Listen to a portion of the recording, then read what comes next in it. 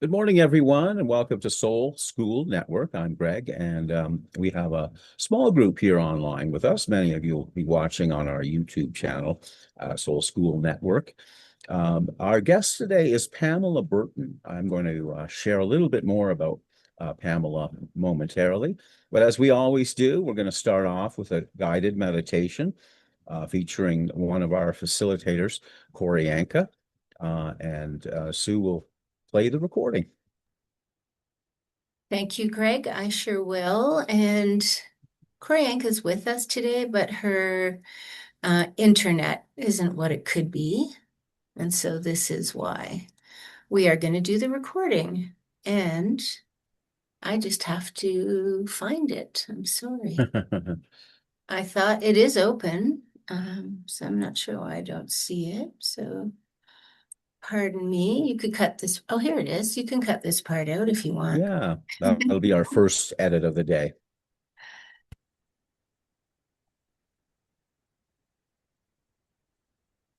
Waiting for all these things to disappear. There we go. Lie down or sit in a comfortable position. To start, you close your eyes if that feels good. Take 3 deep, relaxing breaths. In through the nose, out through the mouth. In through the nose, out through the mouth. One more time. In through the nose, out through the mouth. We'll start scanning our bodies for any tension there might be. Starting at the head. We'll do this together. We'll just observe without making any meaning out of it. Scan the crown of your head, the back of your head, your face and neck, your shoulders, one arm and then the other, all the way down to your hands. Now your back, from the neck all the way down to the final bone of the spine.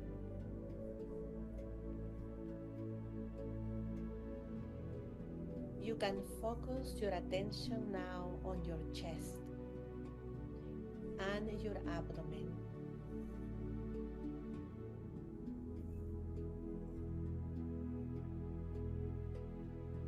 Are there any sensations so far? Any muscle tension? Just observe it for now. Continue with your right leg and foot and your left leg and foot.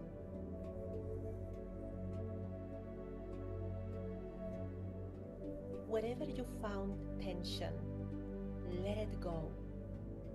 Gently, by visualizing that it is a white cloud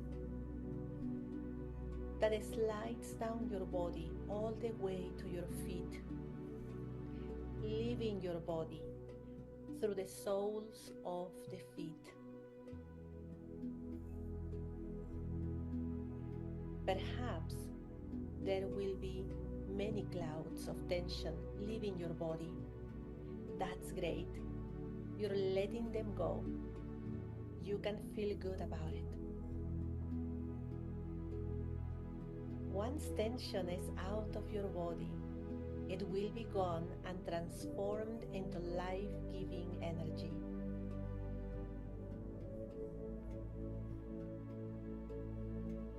Let's take a deep, relaxing breath.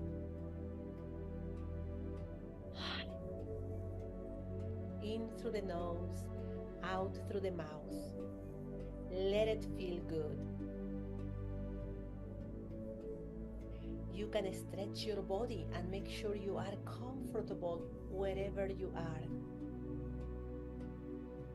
You are a beloved child of God and the earth, deeply connected to her.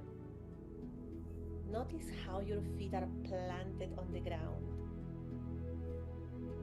either physically or energetically at all times. Feeling the earth with the soles of your feet. Feel how your energy grows and extends itself from the soles of your feet towards Mother Earth. You are growing energetic roots that go into the moist, rich soil under your feet, uniting with the Mother, receiving nourishment and love from her. The more your roots extend and go deeper and deeper into the earth, the more you feel deeply grounded and held in love by Mother Earth. Stay present in this moment.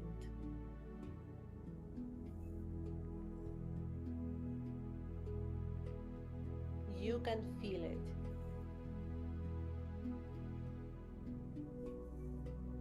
Remain grounded and present in this moment.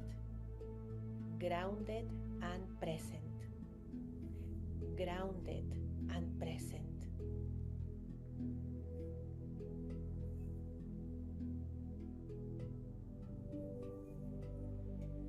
You can gently go back to your breathing.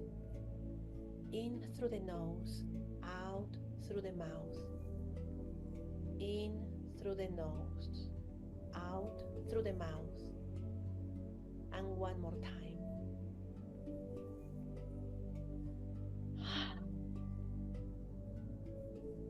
Now you can slowly open your eyes when it feels good to you, and move your body slowly as you come back.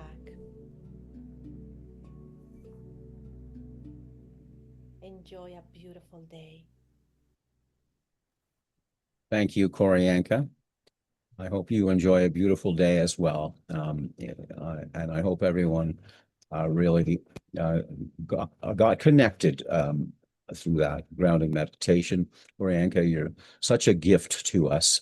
And that's such a nice thing, a nice way to start our program every 2 weeks. Welcome back, everyone. Our guest today is Pamela Burton. Pamela Burton wrote a book called Surviving Me. And I think it's a theme that a lot of us can identify with as one of the themes of our own personal work. Pamela is an author. She's a speaker. She's the CEO of her own company. I believe it's P2M Coaching and Consulting. She'll correct me if I'm wrong on that one. And she helps people people and organizations move from a state of pain to purpose. And I think what we'll learn from Pamela today is that her teachings come from her own experiences of doing just that. So welcome, Pamela. I'm going to just let everyone know she is inviting us to jump in with questions anytime. So just put your hand up, and she'll certainly love to address your own thoughts or concerns. Welcome, Pamela. Thank you. Thank you. Great to have you here today. Yes, thank you. Would you like to start off with a little bit of your own story? Absolutely. Oh my goodness. So I'll give you the background of my beautiful story, and then of course a lot of my what I'll be saying this morning will kind of dig into me per se.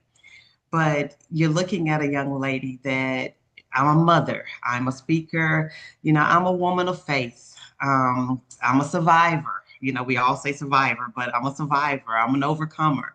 But more than anything, I am becoming. I came from a single mother. single mother raising, three beautiful children to include myself, two brothers. I'm the baby of the family.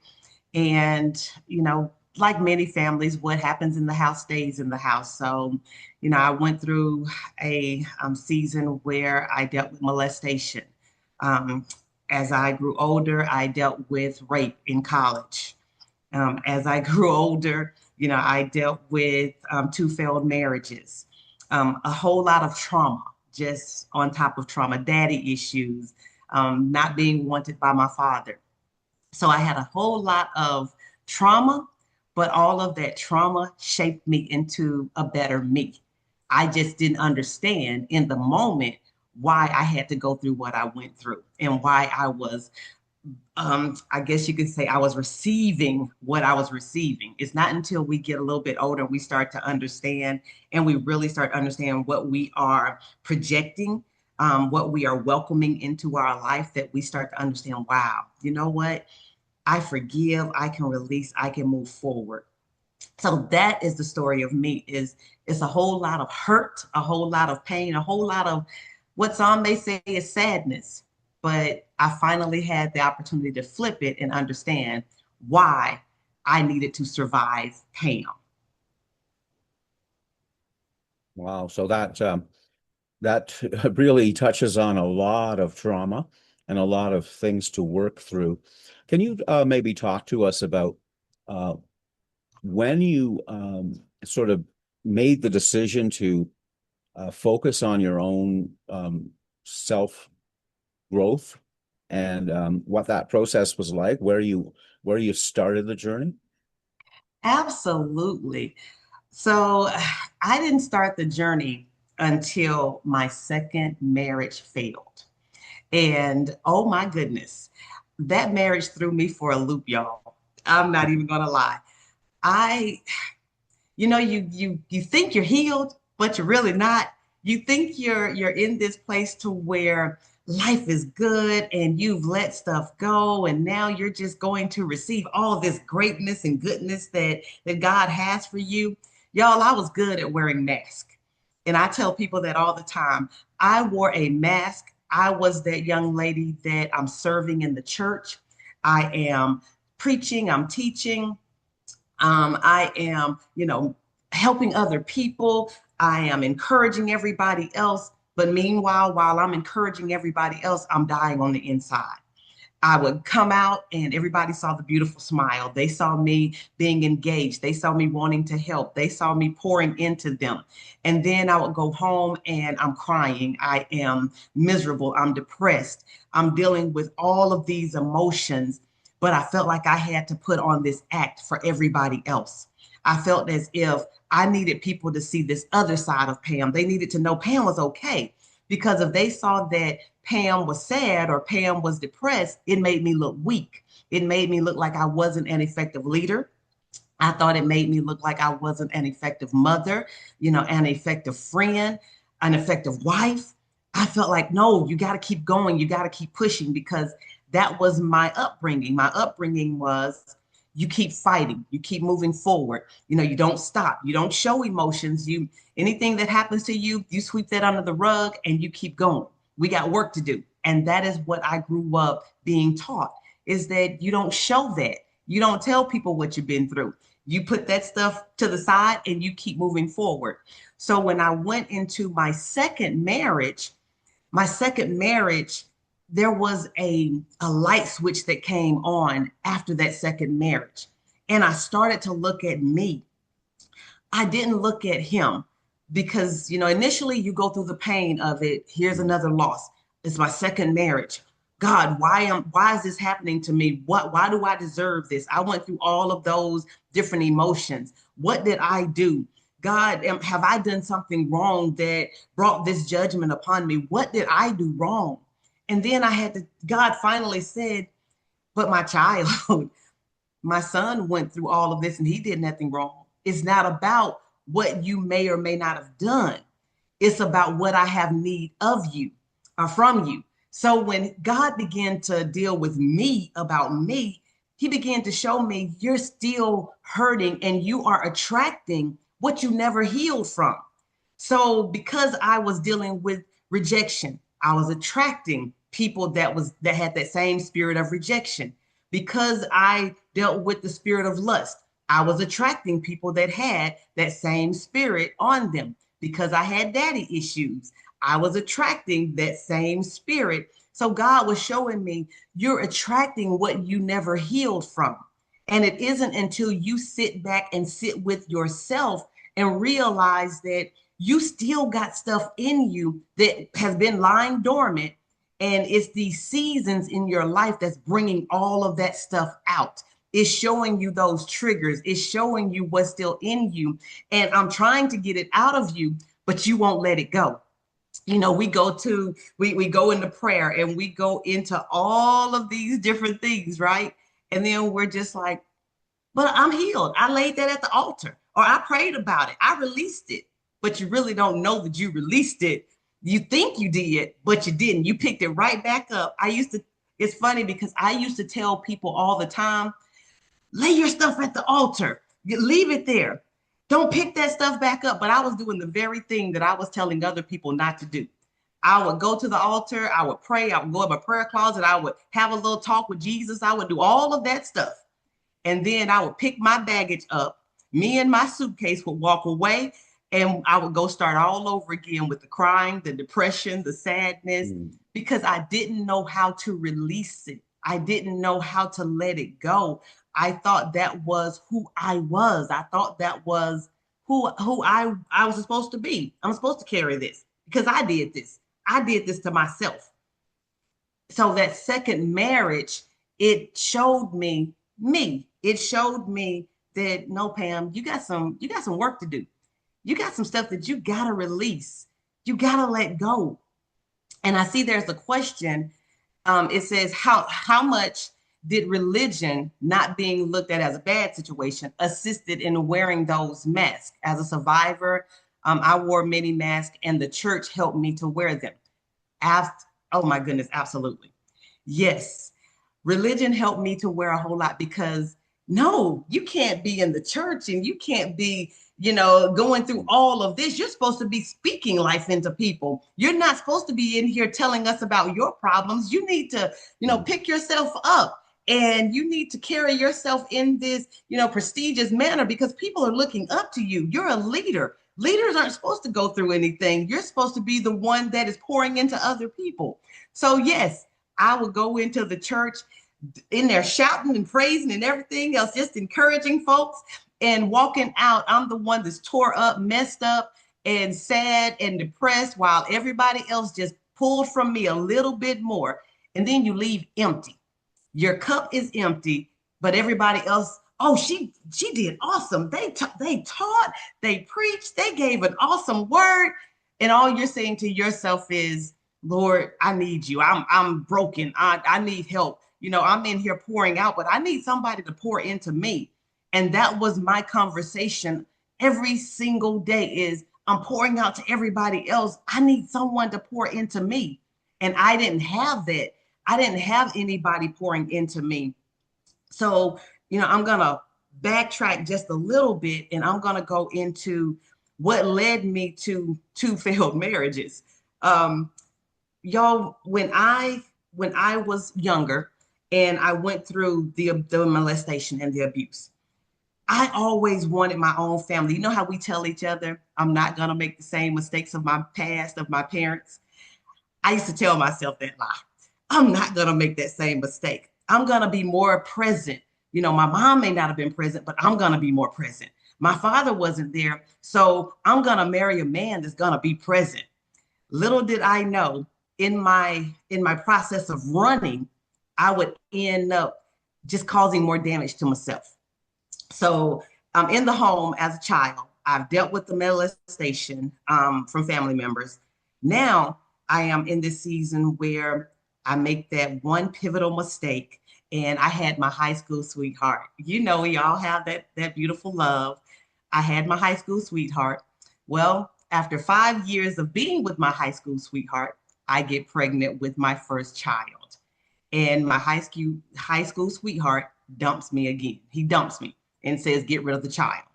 So now here I am dealing with more trauma, another unwanted trauma. Now I'm dealing with, wow, somebody else has rejected me. Somebody that I thought was going to be in my life has now broken me again, left me again. And I didn't get rid of the child. Thank you, Jesus. I have my handsome 30-year-old son. So left the guy walked away, and I had to raise my son with my mom, of course, helped. But I had my first son. But now you're looking at more trauma. You're looking at me sitting there, and I'm like, God, why me? Why is it that nobody want me? What am I doing wrong? I'm a good girl. We have those conversations. I'm a good girl. God, I try to do everything right. Yeah, I did some sin. We all sin. I did, but God, now I'm trying to get it right. And now this guy doesn't want his son. So the same rejection that I dealt with from my father, I just carried that cycle on to my son. So now my son, he fought rejection. And I see a question. Do you believe someone should process and release their own trauma and feelings of inadequacy before coaching others? You know, that's a loaded question. And I'm going to tell you why that's a loaded question. In my coaching process, I learned so much from other people. Even through my moments where I think I am healed from different triggers, I learned so much from other people about myself. So while, yes, I do believe you should have a level of healing, we're always going to be healing from something. There is some stuff that I believe is in us that, oh my goodness, that is going to come up. There are some triggers that are going to pop up. I'm still seeing different triggers right now that pop up as I'm talking to people, as I'm talking to my friends. I'm seeing different people right now, and I'd be like, wow, you know what? That's still in me. I need to deal with that because it's something that's going to come up. So while we would love to be healed, you're always going to be healing. So yes, there should be a level of healing where you are in a healthy place.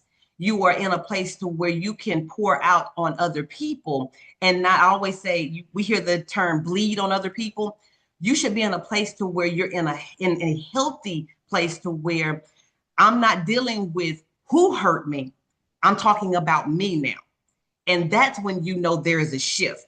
When I can have a conversation about me and not belittle anybody. I love them. I forgave them. I am so good with them. But now it's about me. What is Pam accepting into her life? What am I doing to make me better? So I learned from even my clients that I talk to, and I love it. I love growing. So we are always growing, always learning. And to be honest, even as we coach other people, we're coaching ourselves. You are honestly coaching yourself. I got to coach myself every morning. We coach ourselves and say, get up. You're going to be awesome. You're going to be great today. You're going to do some marvelous things. We spend our time coaching ourselves as well. And it says, my next question, in your book, you state, that is what trauma does when it is not healed. It becomes a teacher.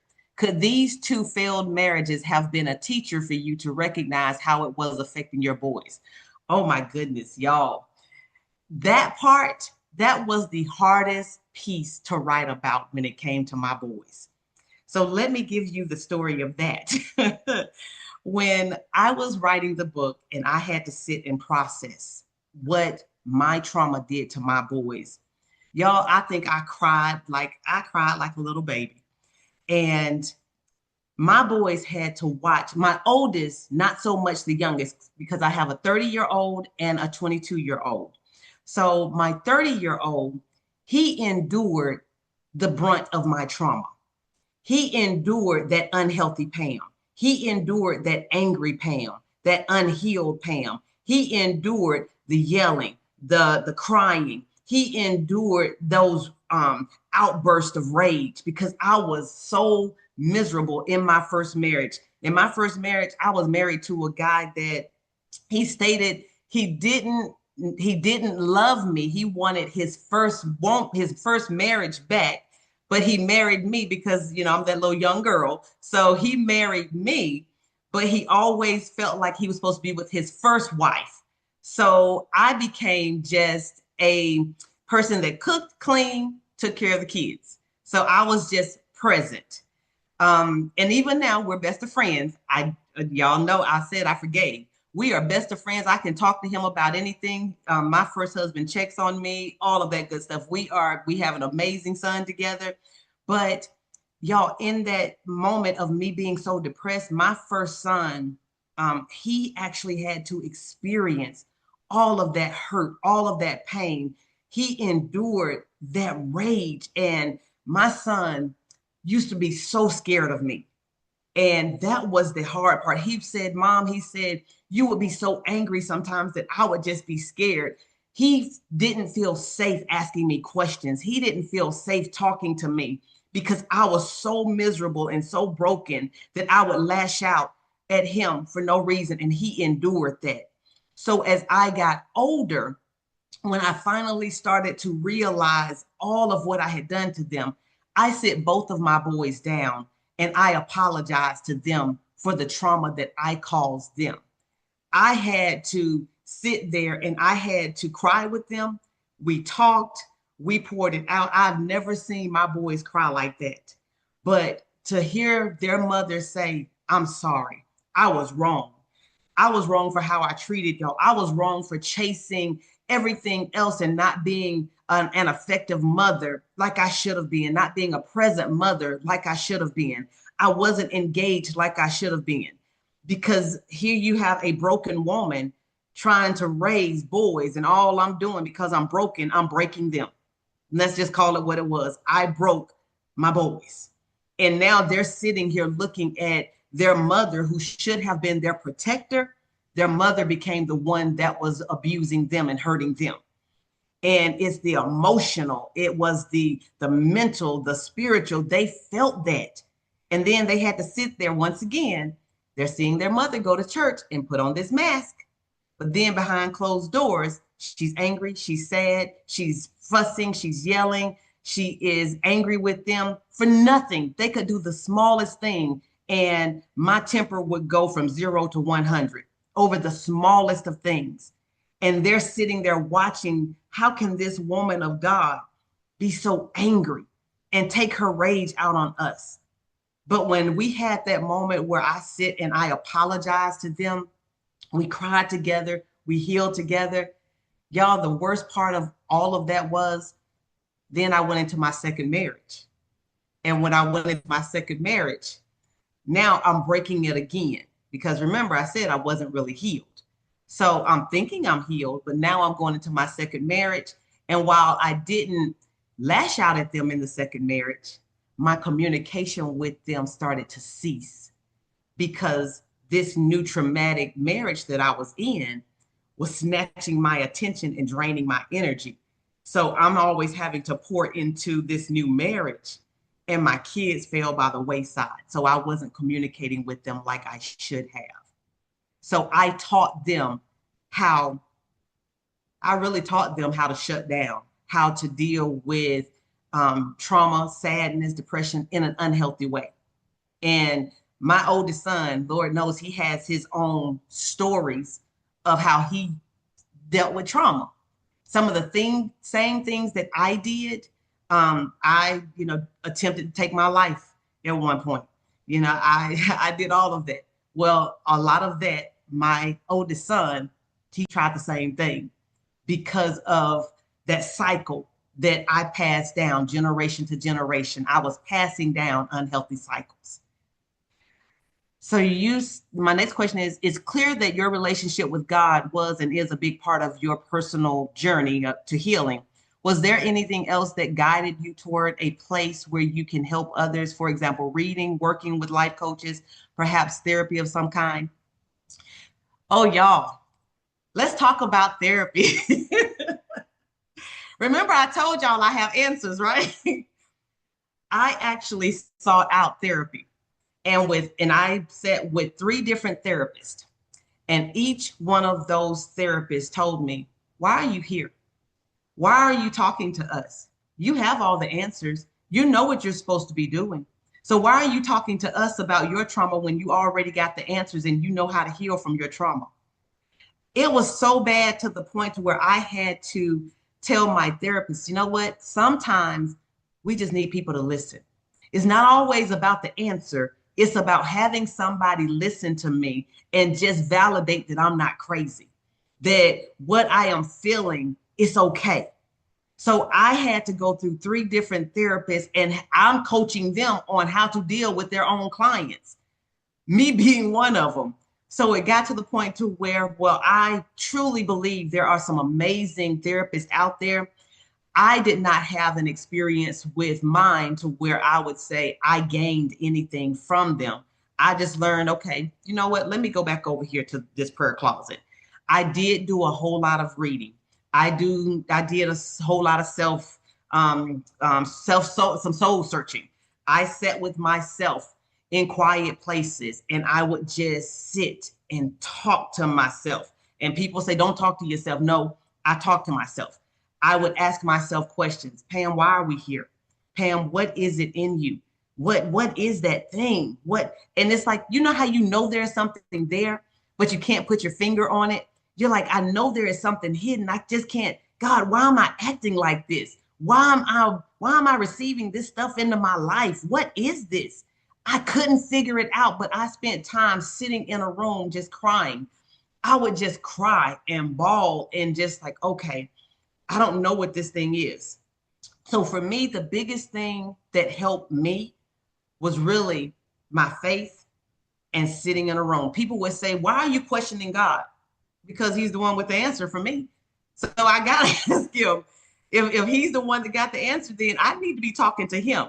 I would spend a lot of time sitting outside and just, sometimes you just need to sit outside and you need to just silence everything. That's why I love the meditation at the beginning. You just need to sit outside and I would close my eyes and just listen. And it's like my thoughts became clearer. I began to feel better. I could breathe better. I began to understand that there is a still small voice in me that has been screaming for help. And I've been ignoring that voice because I've been drowned. It's been drowned out by all the noise of what I've been dealing with, what I've went through, all the trauma, all the foolishness that I dealt with.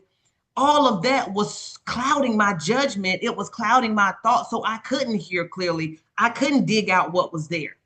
So for me, sitting with myself, I think that was the biggest thing, because there were times, let me be honest, there were times, y'all, when no, I would say, okay, God, I love you, but this right here, I don't understand.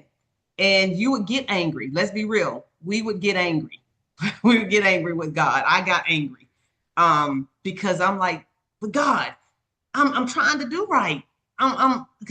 What is it about me? Why are you allowing me to go through all of this? You know, and you know how we get, we look at other people and we say, well, such and such is doing this and such is doing that. And I'm over here trying to do right and be right. But you keep hitting me with all of this. And finally, God was like, I'm not a respecter of person. You know, he reminds us of his scripture. So I was like, I'm not a respecter of person. You know, there is a lesson in all of this. You're going to help somebody. Everything that you go through is going to help somebody. But some of this we want to put on God. This wasn't God. I brought this stuff on myself. My unhealed self brought this stuff on my unhealed self. Because I wasn't healed from my childhood trauma, I brought it with me into every relationship. Because I wasn't healed from the first marriage, I brought it into the second marriage. Because I wasn't healed from my mama and my daddy issues, I brought it in every relationship. So everything that happened to me, it ain't always about God. This stuff is Pam brought it on herself. What's so funny about it? When I married my first husband, God told me not to marry him, but I did it anyway. Yeah. And I had 12 years of that marriage. God flat out told me, don't marry that man. And I still did it because I wanted what I wanted. I wanted out of the house with my mother. I wanted freedom. I felt like I was suffocating in the house with my mother. So I jumped out there on my little free will, and I got 12 years of all that free will and paid the price for it. And then when I married my second husband, oh, I just thought this was it. Oh yes, this is just wonderful. He listens to me. He's attentive. Oh my goodness, y'all, he told me his horror stories, and I had all the warning signs in advance that you shouldn't marry this guy, that this guy's not going to be faithful. I had the warning signs, but I wanted what I wanted, that free will. I wanted out. I wanted somebody to love me. I wanted to feel like somebody saw me once again. So here I go, jumping into another marriage, another 11 to 12 years of another marriage that I put myself in. And then we put ourselves in these situations, and then we go crying to God saying, get me out, get me out, get me out. And he's like, but I didn't put you in it. You did that to yourself. So how are you coming to me about something you did to yourself? You did that. So y'all, I was sitting and people always ask, why didn't you just leave? Why didn't you just leave? Why didn't you file for divorce? Because now that I'm in it, now again, it's back to the church, right? I got to do things the right way. I got to put this mask on. I got to look happy. I got to, I can't have another divorce under my belt because, people are looking at me in the church. They're wanting, I got to have this leadership image on. I'm preaching, I'm teaching. The Bible says that we shouldn't divorce. God hates divorce. So I can't do this. But then when I finally come to my senses, and prayed about it, I had to go back and say, but God didn't join you together. You joined you together. You did this. You put yourself in this situation. So if God didn't join you together, why are you asking God to get you out of something that he never put you in? So we got to recognize that everything isn't about God. Everything isn't about what he did. It's about what we attract and what we allow. And I allowed a whole lot of this stuff into my life. I allowed all of this drama. I welcomed it. I received it. My energy was screaming for all of this attention, all of this stuff, because I was unhealed. And because I was unhealed, I attracted all of the unhealthy stuff. So yes, it is a journey, but the journey is all worth it. Let's see. How are you able to forgive others that hurt you? What did that process look like?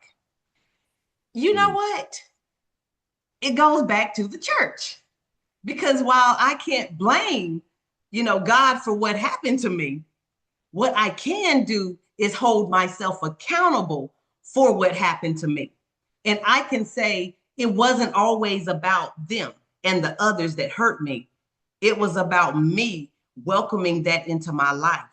So I took accountability for my own actions, my own, what I was attracting. I had to take accountability for that and say, you know what? It's not about them. I forgive them. The guy that raped me, I still remember his name to this day, and I forgive him.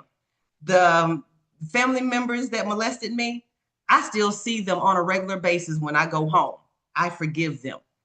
I made up in my mind that I'm not going to hold that. I'm not going to allow that energy to go into my next. I'm not going to allow that same cycle to continue because I have children. I hope to have grandchildren one day. And at some point, I had to realize that I needed to break a cycle. So I forgave every single person that has ever hurt me, even my ex-husband. Both of them, I flat out told them, I said, guys, I forgive you. I forgive you, but I also forgive myself. I forgive myself for allowing myself to marry you guys, knowing that God said I wasn't supposed to. And I asked them for forgiveness because it wasn't just about me. Yes, I hurt me, but I also hurt them because I wasn't healed. So I brought out stuff in them that wasn't healed as well. So now you got two healed people together, and all of us got our own demons and stuff that we need to heal from. Like I said about my first husband, he thought he was still in love with his first wife. That's trauma for him. He got his own share of hurt that he didn't heal from, and he brought it into our marriage. So both of us are two hurt people. We don't know how to love each other because we both hurt it. Then you go into my second marriage, and you got two people dealing with their own demons and all of their own trauma. Now we're coming together, and once again, we're bumping heads because we're both hurting. So yes, infidelity, he brought that into the marriage, adultery, but it's okay. I forgave him because y'all, at some point, we have to learn how to let stuff go. I had to learn that I can't hold that against him. I'm not going to hold that energy against him. He has to deal with that on his own. My job is to focus on Pam and healing and make sure that I am a healthier version of me. I've been through too much to allow that to go into my next. I've been through too much to allow that to take shape and form into my children, my grandchildren, my great grandchildren. I've been through too much to allow anybody to not get the best version of myself. So for me, that process, it looks like this. I wake up every day and I say, God, I forgive myself and I forgive them every day. Sometimes you got to say that stuff over and over and over until it sink in, until you truly feel it. I wake up every day and say, today I'm going to be a better person. Today I'm going to be a better communicator.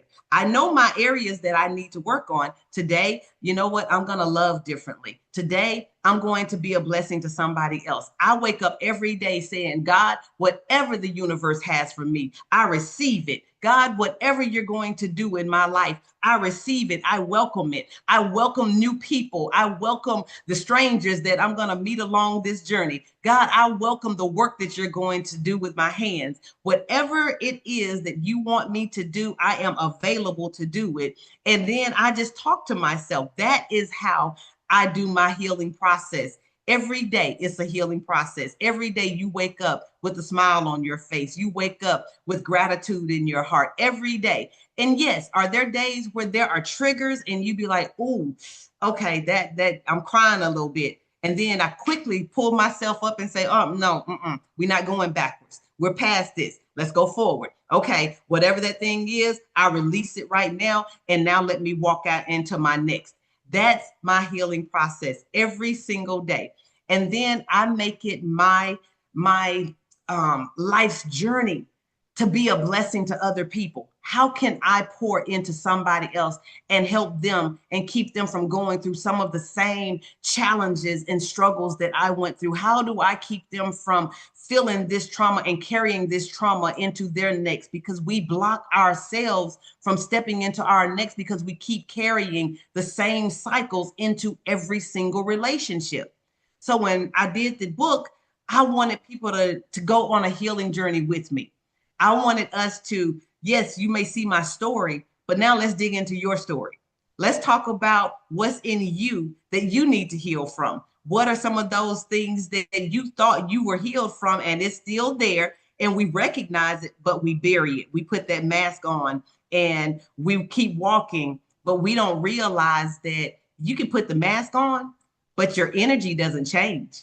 You're still projecting. You're still putting all that stuff out there in the atmosphere. You're still pouring onto everybody else. Sadness, still, you're still spewing it out onto everybody else because what's in you comes out of you. We're constantly pouring. And that's why we have to focus on ourselves and make sure that we are healing the right way so that we don't damage somebody else. And that is my journey, is focused on me and making sure that I get it right this time. So every day I wake up, I am living now in Vegas with my boys. That's how amazing my life has been. And when I say amazing, I say that because I'm with my boys. Remember, our relationship, it had got to the point where we barely talked. But when I went through my second divorce, one of the first things my son said was, Mom, get your stuff and come out here. Whatever you need, I got you. I will take care of you. You don't have to worry about anything. I want you here with us.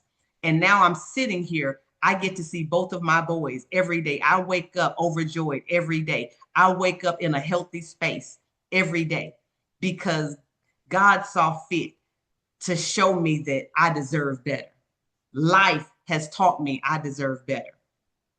Pamela, Yes. I wanted to jump in quickly and say, in a sense, thanks for taking the beating for all of us, literally and, figuratively, because you know, through the pain that you had, you're able to share such amazing insights, and your energy is just so positive. I can only imagine that that is a huge thing for the people that you work with and the organizations that you work with. You know, you touched on the uh, the generational pain that carries on. You know, and we see that through other kinds of traumas that people have. Is it your sense that your boys are more healed now when they start their own families or relationships, that there will be less of that, or is it a struggle going to continue for more generations? I believe that the universe brought me right back here. God brought me right back here with my boys to help in their healing process. Even though I have apologized and we laugh, we joke, we're in a better place, we love each other, enjoy each other, there are some moments, some triggers that I'll see in them that I'll be like, ooh, I remember that one in me. And now we get to talk about it. So I believe I'm here to help uncover even some areas in them, even some stuff that I did that they may not be totally healed from, because I've seen some of that too. And now I get to say, oh, son, I'm sorry. I'm sorry that you feel that way.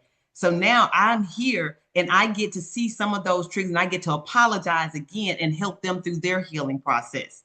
So I believe that they're in a healthier place, but I believe I'm here for us to continue to heal together, because it was one thing to heal from relationships.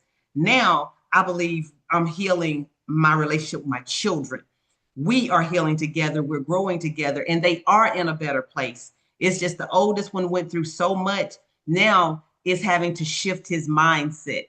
You know, one of the things that blessed me so much is that when I think that they're not listening, they're listening. Even this morning, one of the first things my oldest son did, and they went to bed at 3 o'clock this morning, but my oldest son set his alarm clock just to come downstairs to say, Mom, I love you. You're going to do an amazing job today. Be great. And went back upstairs to go to sleep. So to have those moments where we are encouraging each other, we're growing together, we had lost that. We weren't doing that. And now every day I get to wake up. They will not leave my presence without saying, Mom, I love you. And I won't do it with them. They actually had to remind me because I had lost that. I had stopped saying, I love you to my children. And my children, my oldest son asked me one day, he said, Mom, why is it when we talk on the phone, you don't say I love you anymore? And mind you, I was here in the house. He said, why don't you say I love you anymore? And I said, wow, son, I said, to be honest, I'm trying to learn what love is these days. I've forgotten what love is. I didn't know because I've been hurt so much. It has damaged my view of love. So I'm having to relearn love all over again. And I told them, I said, you know what? You're absolutely right. I need to make it a conscious effort. He reminded me, he said, you never know when you're going to walk out this door and you're not going to see us again. And your last words to us should be, I love you. So they're reminding me we're healing together. It has been a journey, but I love every minute of it. Well, that's what this organization is about too. You know, we're on a journey together in many ways. Everyone, of course, is on their separate journey, and this is kind of what John Michael mentions in the chat, that, you know, thank you for pouring this into us, and accept us pouring back into you as well. So, you know, you've certainly made some had an effect today with your positive energy and your message. Does anyone else have a question? Oh, Michael's got his hand up, so let's hand it off to him. Michael and the Hummingbird. Michael and the Hummingbird. Thank you so much. Pamela. Oof. So powerful. Thank you. I think I'm reflecting the emotion of everyone here as the power with which you deliver this message is exceptional. And when I glean, there are so many things I glean from it, but some of the most important ones are self-forgiveness. The idea of self-forgiveness is critical to the aspect of healing and unfolding of healing. And when you're talking about love, the resistance to knowing love comes from lack of self-forgiveness, comes from not recognizing me. And that's why your title, Surviving Me, is so bang on. It also brings to mind something that I read in a book called In Search of the Miraculous. Now, is that a title or is that a title? Because that's in essence, that's our journey in search of the miraculous. And it's by P.D. Uspensky, a Russian philosopher. And making the point that you're making, he said the following.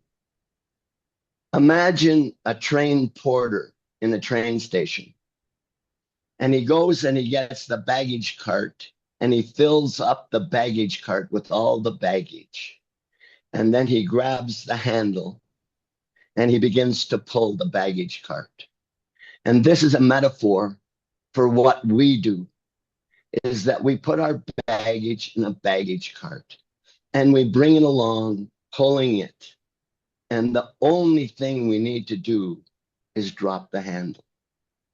And when we drop the handle, we no longer carry the baggage. That's the first step to the self-healing. It's the recognition that we're carrying the baggage. This idea of forgiveness is forgiveness of self first and foremost, because the first question that arises, I brought this trauma on. I did this. I'm to blame. It's me. And then when you come to the recognition that no, that's not what it's about. It's a wake-up call to me. It's a wake-up call to me to drop the baggage. And when I drop the baggage, then the vision is not so blurred. Clarity begins to come in. And the channel or the funnel for that is self-love. And when I get to that point of self-love, then I'm able to forgive myself. And when I forgive myself, I'm in a position to accept what has happened in the past. And the most powerful thing that you said about that, about the past, was forgiving all those that you say brought about the hurt. So it's, I can't emphasize enough how beautiful and powerful your message has been. I think I'm reflecting the emotion of everyone. Thank you. Thank you so much. It has been a journey, but I would not trade this journey for anything. And people look at me crazy when I say that, but I wouldn't change any part of it. Everything that I went through taught me something about myself. It taught me something different. But I also realized that what I went through, it has allowed me to be able to help somebody else. You know, I tell people all the time, it's hard for you to talk to me about healing from rape if you never experienced rape. You can give me that overarching, it's going to be okay. You have to forgive, you have to let go. But unless you've experienced it, then you really don't know what I'm dealing with. It's hard for somebody to tell me how to let go of molestation. You haven't experienced it. You know, how do you stand in the face of the ones that molested you and still talk, laugh, joke, and act as if nothing happened? You can't tell me how to deal with that if you never experienced it. It's hard to talk about, your spouse, committing adultery and then standing in your face and saying he don't want you and he never will want you again. You can't tell me how to deal with that if you haven't experienced that.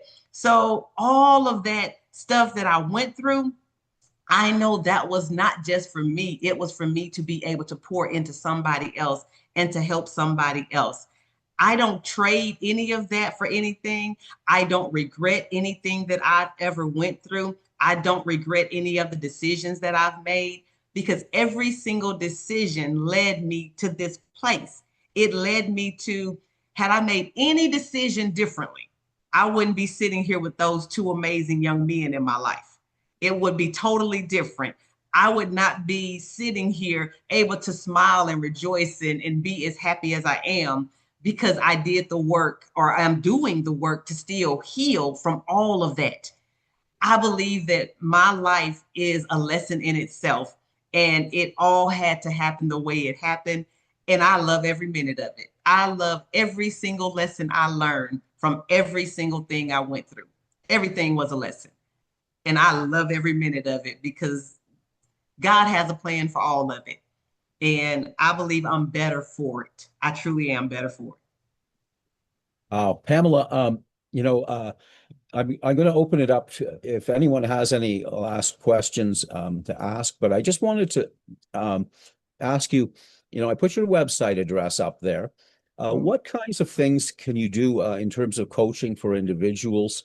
And what else, does your work offer to people and also to organizations that you might want to share with us? Sure, absolutely. Oh my goodness. Well, P2M coaching, y'all, that was something that, and I'll give you a quick little backstory. I spent most of my time building everybody else's business ventures. That's what we do, right? We work for everybody else, we build their stuff.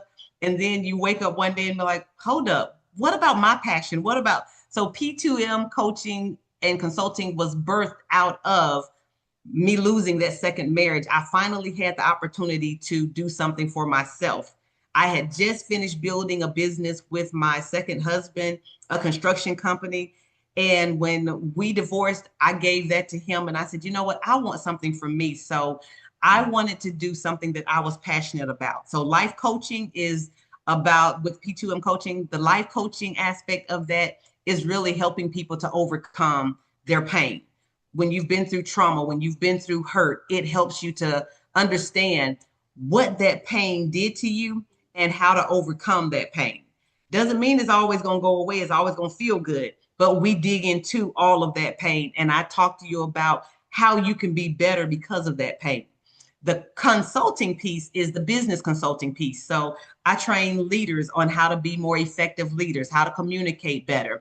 I help with people's startup. So if you're looking to do a startup 501c3 or you're wanting to do any type of grant writing, things of that nature, I do that. We also do artwork. So I just started with my boys a second component to P2M coaching where they actually build out web logos. So we call that MXM. So they do the marketing side because my baby boy is an art major. And that's all he's ever done is art. So that's his passion. So we started the logo side to P2M coaching, where if people want logos, whatever, they can do that. And then my oldest son is a network engineer. So he works for a contractor on base. So we started that side of it to where if people have computer issues, things of that nature, then he's your guy. And of course, I still help people write their books. I'm actually helping a gentleman now develop his first book. And then I give pointers on just different business pieces, how to be effective in business. So a whole lot of stuff, but I love it. It gives me passion. That's my passion. I just love helping. I'm that girl. So Yeah. I find passion in everything that I do. Everything. I think what you're saying is you went into a different kind of construction, the construction of, us as healed beings and helping organizations also heal. Sue, you have your hand up. One question for you, Pamela. Sure. Hi. Pamela, I just want to comment. I'm reading your book. I'm so enjoying it. And um, it does seem that, I'm glad we were talking about forgiveness because, I'm building this equanimity speaker series through Soul School Network, and we're talking about, all the things that keep us out of alignment, and it seems like you're pointing to all this stuff behind the scenes, it's not what's right in front of us, it typically never is. It's all this unhealed stuff we're carrying around, and then we're triggered or we're making decisions that we might, regret or question later, whatever it is, um, and just because equanity's been on my mind because this has been the topic so much, it really, I see the relationship between, healing your trauma, and then you can show up the best version of yourself and then be of service to other people. But taking care of yourself first, right? Because if you don't do that piece, well, everything shows up as it will, right?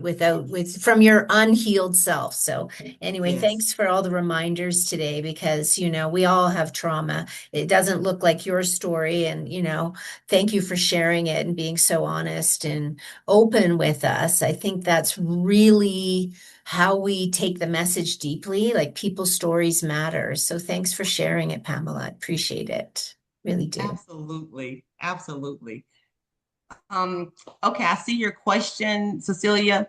And yes, I basically, when it comes to the coaching, I develop the sessions based on your needs. So after we talk and I determine that, okay, we kind of come together and you be like, okay, I see you're dealing with trauma, depending on how deep that trauma is or whatever the case may be, we develop a package that's best for you.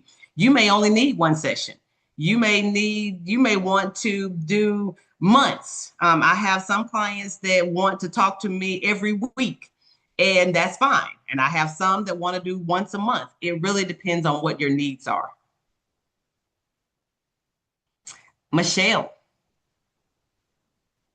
Hi, Pamela. I just wanted to thank you so much for your amazing presentation. And it is so absolutely true that you can only pour from an empty cup for so long before you just completely burn out yourself. And Yeah. music is my language. Like, that's how I communicate, really. And I kept thinking of the song while I was listening to your story. I kept thinking of that song by Destiny's Child, "I'm a Survivor." Yes. Love that song. Yes, yes, yes, yes. For me, music, I do more jazz. And the reason I do jazz is because I try to stay, sometimes I need to not hear words. I need something just soft and subtle that I can just kind of sway to, but I can still think and have clarity. So I kind of, when I'm in those moments where I really need to process and I need to have a mental break, I push away from any words and I just cut on some soft jazz. And y'all, I sit in my little space and I just have a moment where I'm like, okay, let's see. And I try to clear my mind and think about something else, think about somebody else. And what gives me energy and gives me life, I'll be honest with you, it is helping other people. That, knowing that what I went through, now I get to pour into other people, that gives me energy. And for me, I was so accustomed to people taking from me.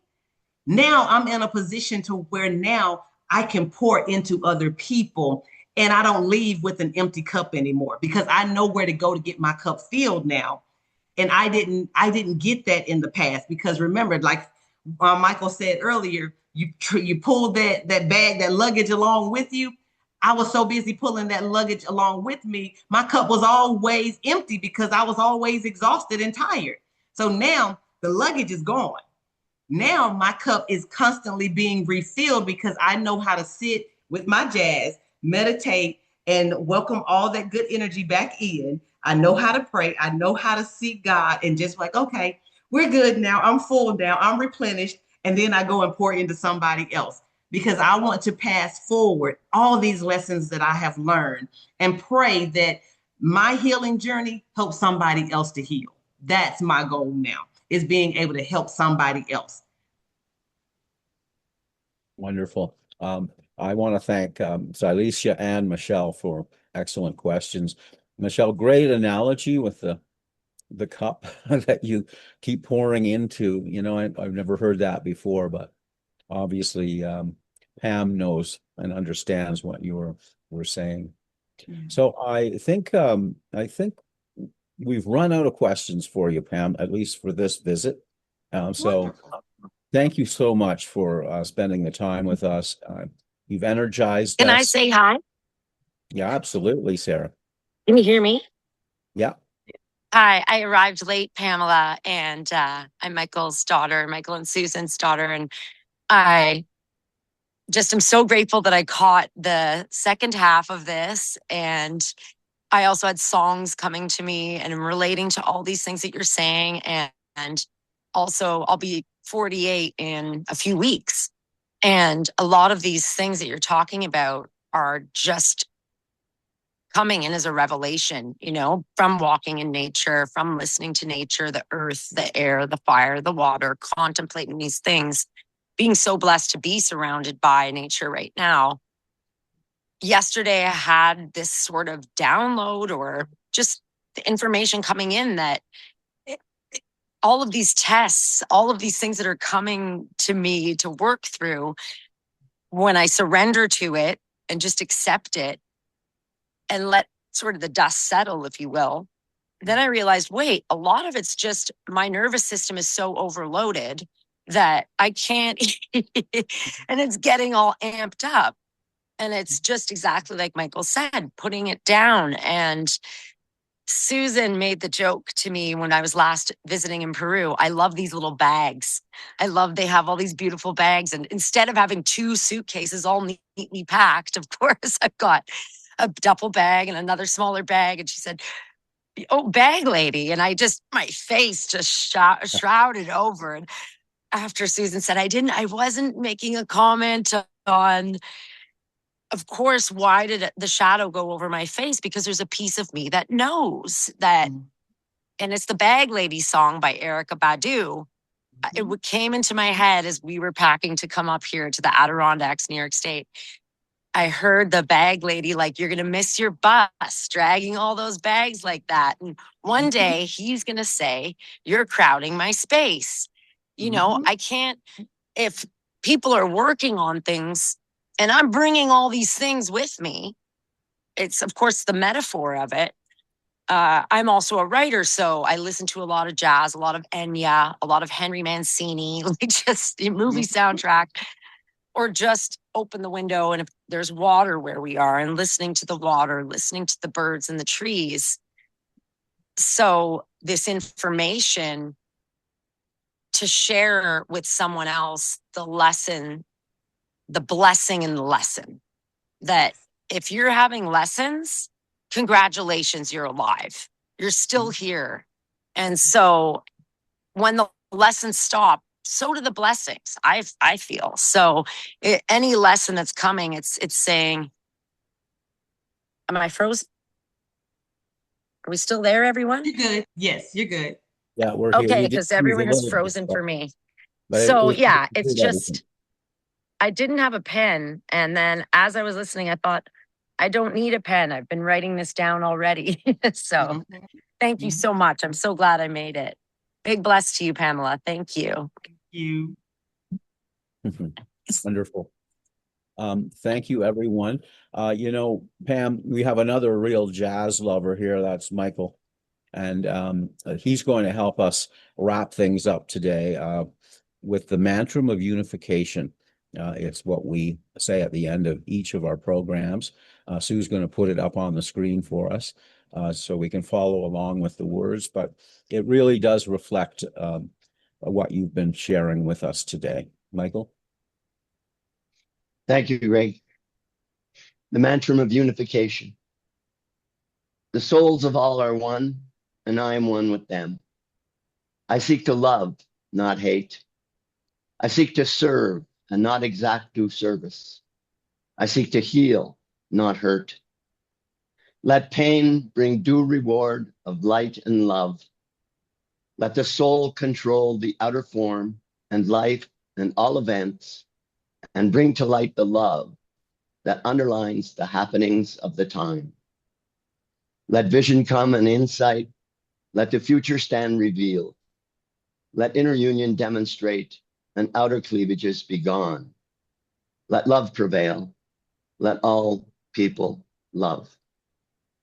Namaste, miigwech, wirakocha.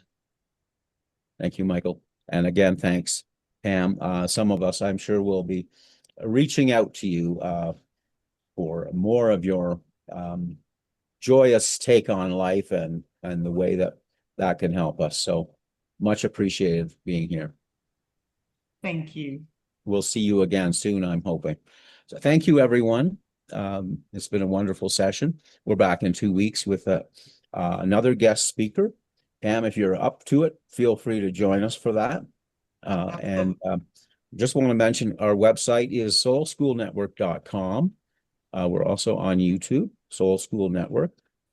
And you can find out more about us and even watch previous programs. If you'd like to review today's, that'll be posted within the next 24 hours or so. Thank you again, and we'll see you next time on Soul School Network. Thank you.